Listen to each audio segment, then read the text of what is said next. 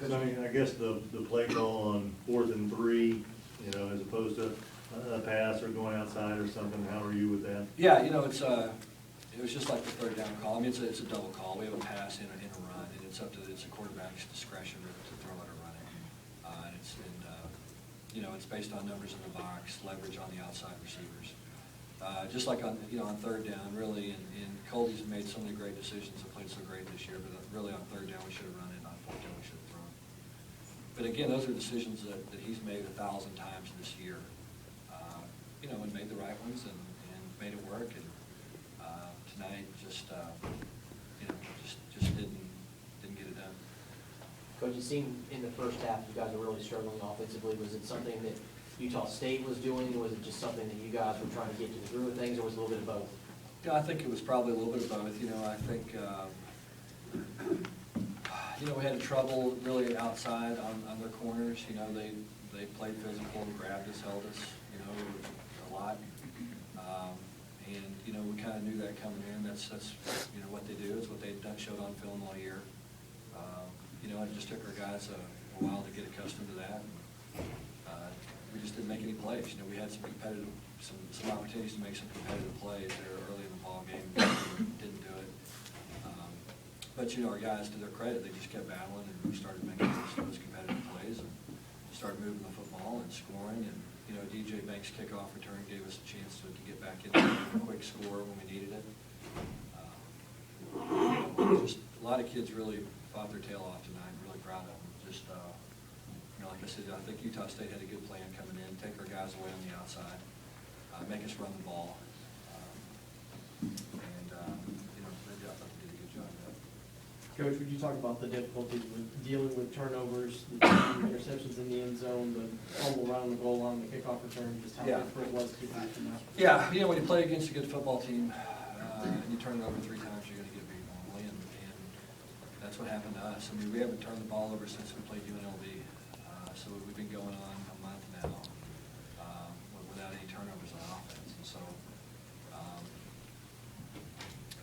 you know, it's been a long time, and it's been a long time since Colby's thrown an interception. And you know, I think what has a tendency to happen when you're struggling a little bit, you start forcing some throws, and you know, we might have forced a couple in both of them in the end zone, and just, you know, uncharacteristic. But again, I think that was more of a product of all of us than just Colby. Seemed like it took a while. Go ahead. Defense predicate, you know, trying this up on getting turnovers, third straight game without any. Yeah, that's something we've got to be able to do. We've got to be able to create some turnovers, and you know, obviously tonight, difference in volume is turnovers. You know, and when 2 pretty evenly matched football teams play each other, typically that's the difference is turnovers. And you know, we had 3 turnovers tonight. They didn't turn it over. It's the first game since October 1, 2011 against Hawaii. Tech's had a negative turnover margin. Kind of a double-edged sword there, saying it seemed like you were in the locker room quite a while after the game. Not only is it, you know, the last game of the seniors, but the whole WAC thing. Just what was the message you were trying to get to the players there afterwards? Well, we just talked about, you know, about never giving up and the applications that it has not only in football but also in life. And sometimes, you know, things don't look very good, which there were plenty of times in this game it didn't look good.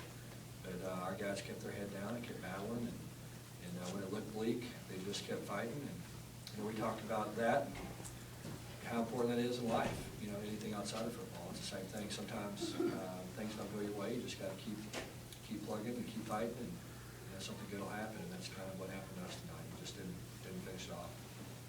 Coach, you've been here for a while now, and you seem pretty emotional talking about this with these seniors and these guys right now. Just talk a little bit about your emotions and what this means to you to be with these guys and these seniors and some of these guys you've been around for a couple of years now. Well, you just hate it for them. I mean, it's a tough way to lose, you know, and they put a lot into this.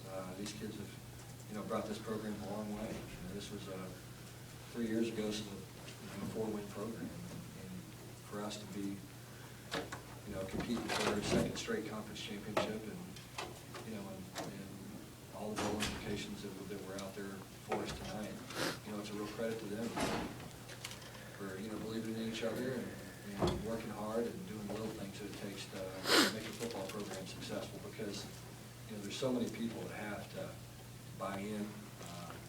Everybody has to give yourself a chance. And I'm just really proud of these kids and, what they've meant to Louisiana Tech and, what they've meant to me personally and our coaching staff. You talk about buying in, Coach. Talk about the crowd here today at Gillette Stadium. Normally, Louisiana Tech doesn't have such great crowds during break, and the students came out. Yeah, I thought it was unbelievable. I thought the atmosphere was electric, and I think our players fed off of that. And I felt like this was certainly the best home field advantage we've ever had since I've been here. I mean, I thought the crowd was outstanding. And, everybody stayed even when it looked bad, and really appreciate the fan support. I thought it was outstanding. It's been a great year for our fans that are supported. I'm just really thankful for so many people that have continued to embrace our program and continued to allow us to grow. Coach, you talked about it a little bit, but is some of the emotion from the possible implications if you were to run the table? I mean, not a lot of teams have busted the BCS, and you guys certainly would have been in position. Does that play into it at all? Yeah, sure it does. Sure it does. I mean, it's kind of kind of a dream, and it's kind of a dream maybe that it's kind of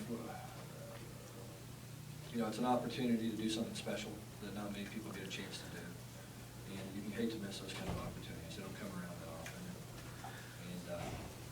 and you've got to wrap your arms around them when you have a chance to do something special. I know, sorry, just to follow up on that one, but considering this game, and I think Utah State by a lot of people was probably a little bit, I know not by you, but a little bit overlooked because of only the numbers you guys were putting up. But this game at Texas A&M, I know the defense gives up a lot of points and a lot of yards, but you believe you could compete with anybody because of your offense.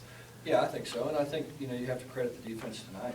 They got stops in critical situations. I mean, they really did. I mean, there were Utah State could have run the clock out many different times by getting one first down at the end of the ball game. You got to stop. And that's what this team's done. It hadn't always been pretty by either side. We went to Las Cruces a couple of weeks ago and really laid an egg on offense, and our defense helped us win the ball game. And that's what teams are all about. We don't differentiate between offense and defense. We're a family. We're a team. We win together. We lose together. And that sounds good, but our guys really believe that. Kenneth Dixon really played with a lot of energy tonight. Just talk about his play tonight. Yeah, Kenneth. Kenneth's had the stomach flu. Threw up all that last night. Took a couple of IVs today to try to get himself ready to play, and looked a little sluggish early. And typical Kenneth fashion, he just kind of kept battling and grinding, and ended up having a heck of a ball game. Just he does remarkable things for a freshman.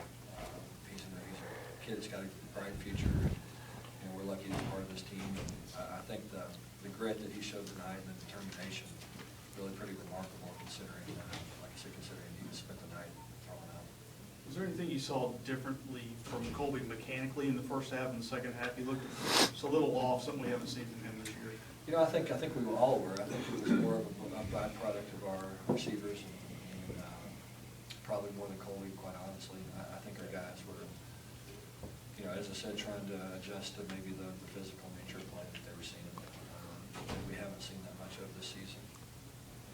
Did that not really account, but kind of move towards some uncharacteristic drops? Yeah, we just were unsettled. I mean, I think what happened is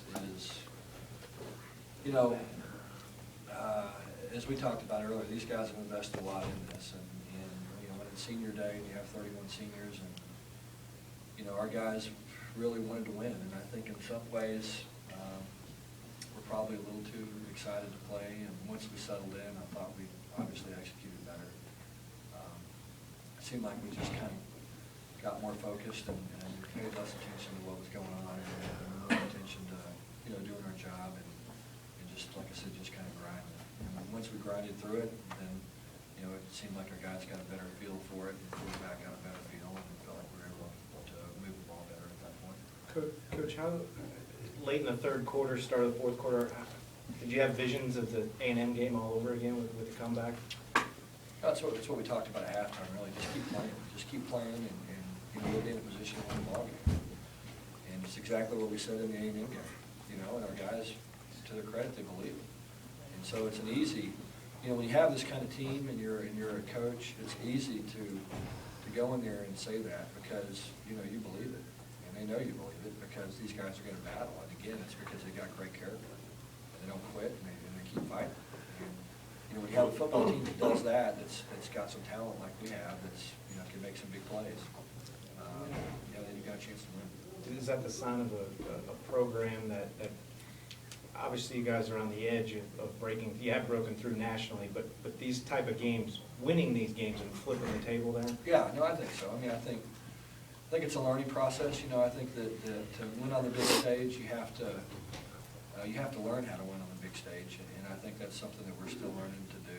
You know, I think that, to me, you know, the hardest part of our schedule was those 4 games, you know, against what everybody considers lesser opponents. You know, because a lot of teams don't make it through that part of the schedule, you know, and to our credit, our guys grinded and found ways to win. It wasn't pretty, but they did. And then when you get on a big stage like this, you know, you've got to, and like A&M, same way, you've got to play well the entire time. And we've played in spurts in those games. And, but again, it's a learning process. You know, we'll learn from it, we'll understand it. It'll give us a lot of teaching material, and then, you know, I think the next time we're on a big stage, I think we'll break through. Coach, talked about Chucky Keaton coming into this one, dual threat quarterbacks that have hurt his defense this season. And what was he able to do, especially early? Well, you know, the thing about dual threat quarterbacks, heck, they hurt every defense, you know. I mean, it's like Johnny Manziel. I mean, we're not the only defense that he's hurt, and certainly not the only one Chucky's hurt. You know, those guys are hard to stop because what happens, like what happened tonight, you know, I thought we covered incredibly well at times. And, you know, we'd get some pressure, he'd step up, we might lose contain, and all of a sudden he's running for a first down or third down. It's just hard to get those guys off the field. Excuse me, because there's so many different ways you can attack your defense. But again, to our guys' credit, I thought we battled. Coach, I know obviously this hurts right now, but you still have quite a bright future coming up. You got San Jose State and then a bowl game. So, I mean, there's still a lot out there. No, there's no doubt. I mean, you know, we want to be an 11-win football team, and we want to try to get to 10 next week, and then try to win the 11th bowl game. And that's, you know, I don't know. I'm not a big record guy, but I think it's been a while since anybody around here has won 11 games. So that's going to be our goal, is to win 1 next week, get to 10, and then, you know, we'll figure out a way to get to 11.